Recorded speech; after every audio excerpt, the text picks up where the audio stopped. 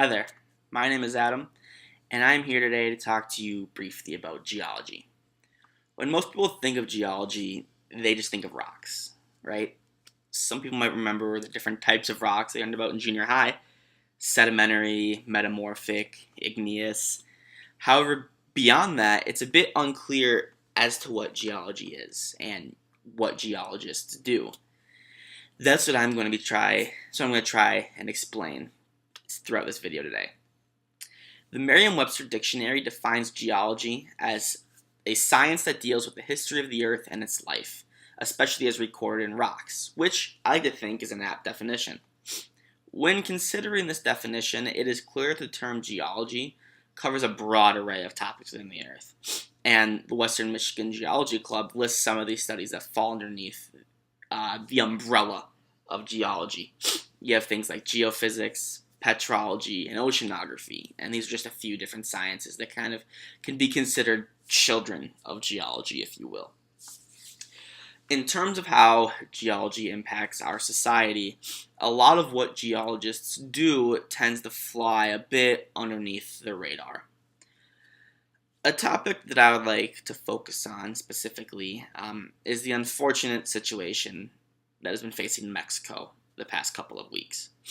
If you've been following the news, using social media, even in the slightest, you'll know that Mexico has been hit by two very large earthquakes in the past 2 weeks. One being an 8.1 on the Richter scale, and the other being a 7.1. Both of these earthquakes caused awful, devastating damage, and my heart goes out to the people of Mexico. Now, there is no such thing as earthquake season like there is hurricane season. So people are wondering, why do earthquakes happen? Why are these earthquakes happening? And according to a CNN article, which was published recently, these earthquakes can be attributed to plate tectonics, as all earthquakes are. Specifically, in this case, the Cocos Plate and the North American Plate.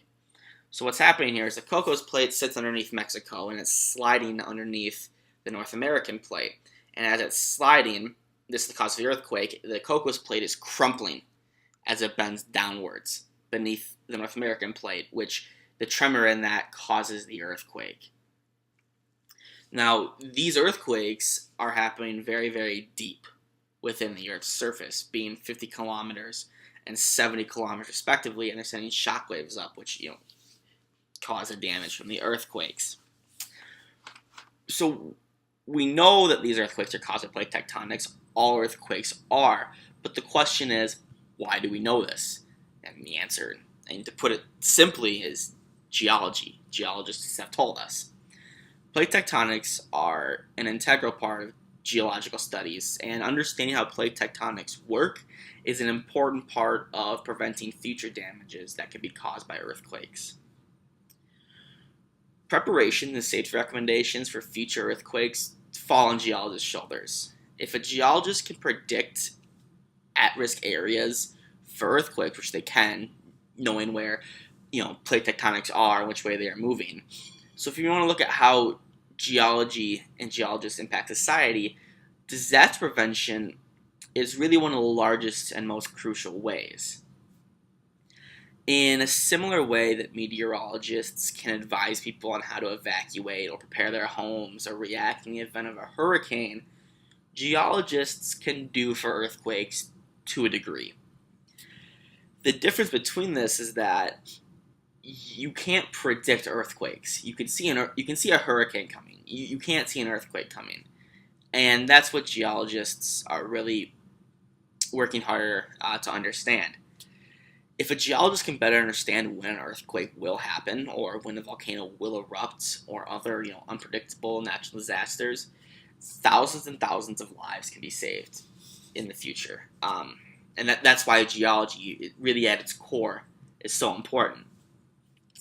When it comes to shaping humanity's progress throughout the years, we must refer back to natural disasters. Like I said above, we can't predict when an earthquake is going to happen. We just can't. There have been guesses in the past. Ultimately, they haven't really panned out.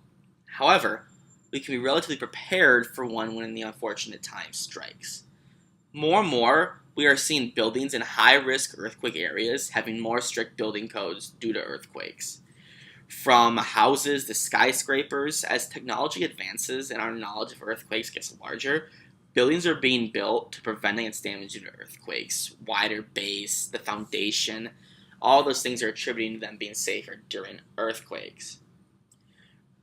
Earthquake-resistant buildings are becoming increasingly popular in high-risk areas, such as California along the San Andreas Fault, which is an incredibly active earthquake area. There's even been jokes about California breaking off from the United States due to this fault. This is in the same vein as, say, Miami, where building codes there require buildings to be prepared for hurricanes with special shutters, special foundations to prevent against flooding and wind damage. It's the same type of idea. Without geologists, it's safe to assume that more lives would have been lost in earthquakes that have been happening for however many years. But the goal is in the future to prevent more lives lost, and geologists are responsible for that. That's why geology and geologists are so important. So, cheers to geology. Thanks.